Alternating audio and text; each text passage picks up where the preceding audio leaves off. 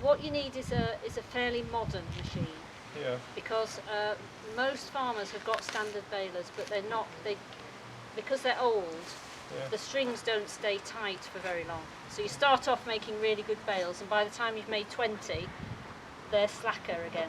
And often one spring's much tighter than the other, so you end up. Yeah, they still do make those type of balers. They do, because yes. everybody's gone over to those big round ones. Well, not everybody has, because there's a lot of demand for bales that are made in East Anglia and taken to Wales or taken to Scotland, and these are the ones that they take, because you can. The modern baling machines make these bales. They pack them up in packs of 21 with metal around them, and you can move them with forklift.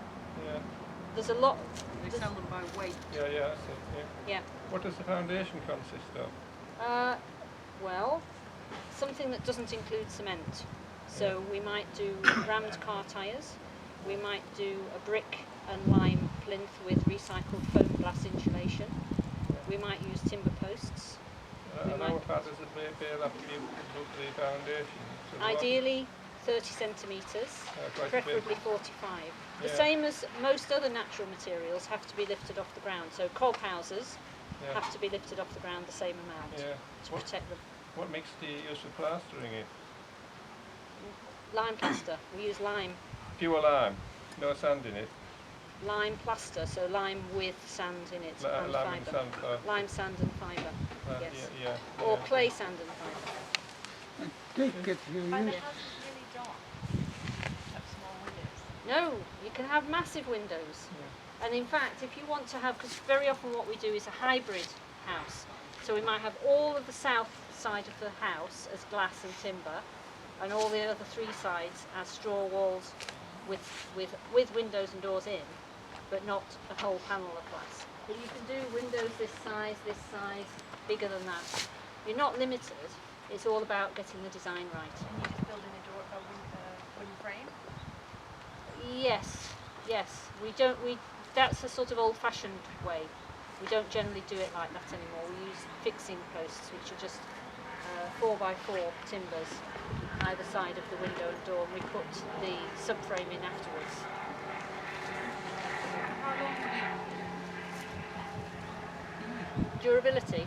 How long to build, or how long would it last? last? Well, our designs are designed to last for a minimum of 200 years, which is more than you can say for Barrett and Wimpey. And if you look after them, there's no reason why they shouldn't last forever, like our old housing stock do. I mean, how old's this house? When was this built? In the 1800s, was it? Yeah, probably. Yeah. And there are cob buildings that are 500-600 years old. If you want to put a beam across, how does that fit into the scheme of things? We don't generally do a beam like you would do with masonry.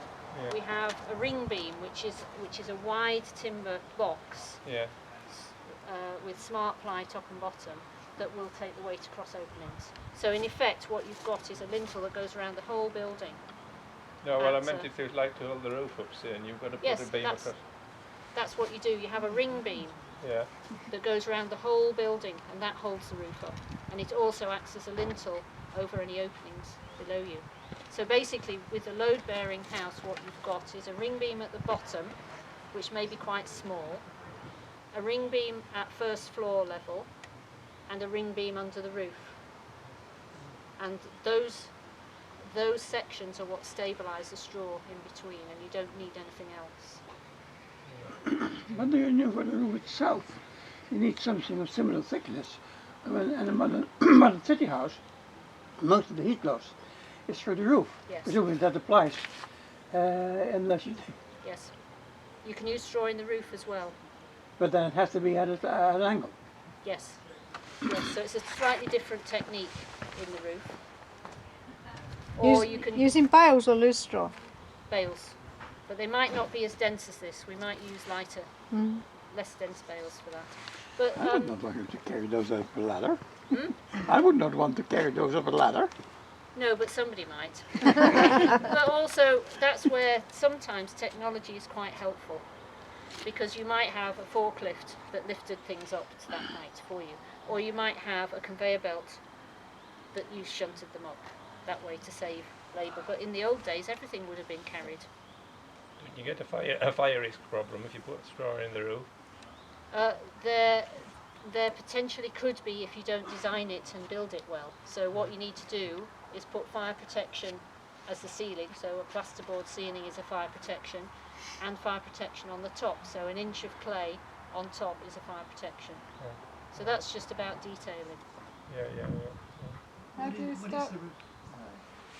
stop infestations of insects or mice? Well, they don't like this. Where you get mice is in barns, where your bales are stacked, undressed, with spaces between them, and they love spaces, mice.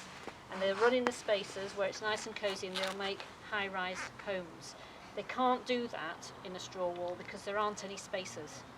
So where you'll find them in a house, whether it's straw or anything, is in the places where you've got cavities. So in your floors, in your roof, in your stud walls.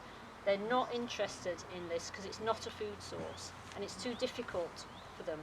If you build a straw house and you don't plaster it and you wait till next year and you cover it with plastic, which is a bad idea, but some people do it, what you find is that in spring, when you take the plastic off, you've got lots of little holes where mice have lived during the winter in that wonderful warm space you've created.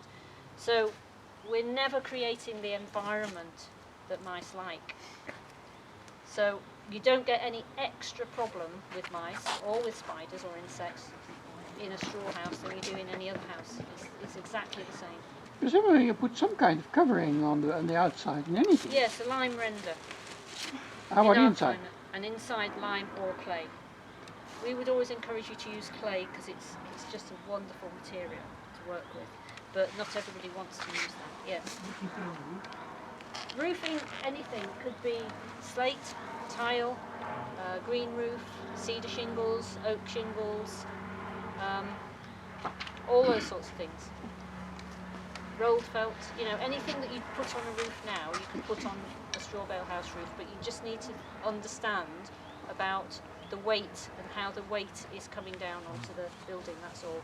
There's some basic principles you need to understand. And as long as you follow those, you can't. Not always well understood by conventional builders. Oh, Well, all I'm saying is that's not particularly for straw houses. I bought the house on my daughter's behalf Yeah. and had it surveyed, and he found that after the February storm, the tiles had been put on the roof, where it used to be slate, and it was too heavy for the beams. yeah. Yes, exactly. Exactly. You need to know a bit about building physics to get it right and about design. But most people can get their heads around that.